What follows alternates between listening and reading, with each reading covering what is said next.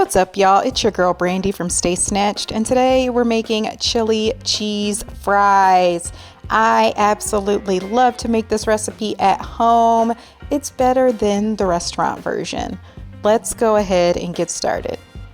So first, to make our chili, we're going to take a teaspoon of olive oil and add in 1 cup of chopped onions, 1/3 cup of chopped red peppers, 1/3 cup of chopped green peppers, and saute those for a few minutes.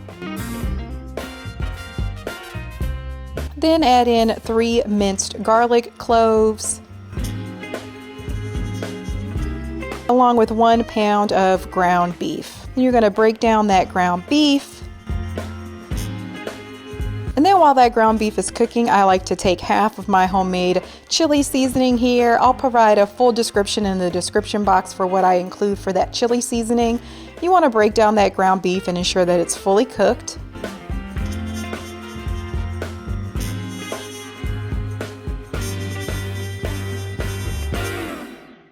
And add in 1 cup of broth. I'm using beef broth here, and then the remaining homemade chili seasoning. Then I have 16 ounces of dark kidney beans and 16 ounces of light kidney beans, along with 16 ounces of petite diced tomatoes and 8 ounces of tomato sauce. Go ahead and give that a good stir. And then you're going to adjust your heat to medium-low and allow that chili to simmer for 20 minutes.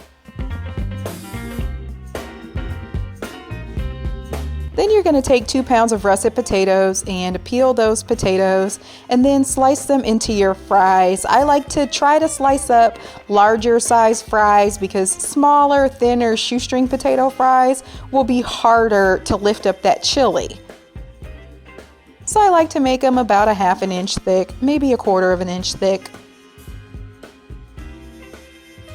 Then you're going to soak those potatoes in water for at least 30 minutes. That'll remove the excess starch so those crisp up nicely. And then I'm going to spritz a little bit of olive oil here, and then I have 1/2 teaspoon of smoked paprika and 1/2 teaspoon of garlic powder.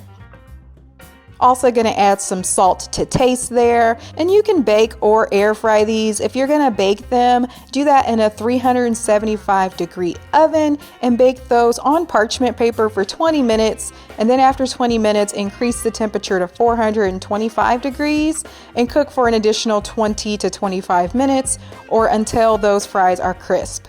If you're going to air fry them on 380 degrees for 10 minutes. Open up the basket and flip your fries and air fry for an additional 5 to 10 minutes or until those fries are crisp. Then once those fries are cooked, we're going to load up our chili cheese fries. So I like to put these on a sheet pan and then add in the chili and then sprinkle on 2 cups of shredded cheese. I'm using cheddar cheese here, but you can use pepper jack, Swiss, mozzarella, whatever you like. And then I broil that in the oven for about 3 to 4 minutes until that cheese is nice and gooey. And there you have it, chili cheese fries.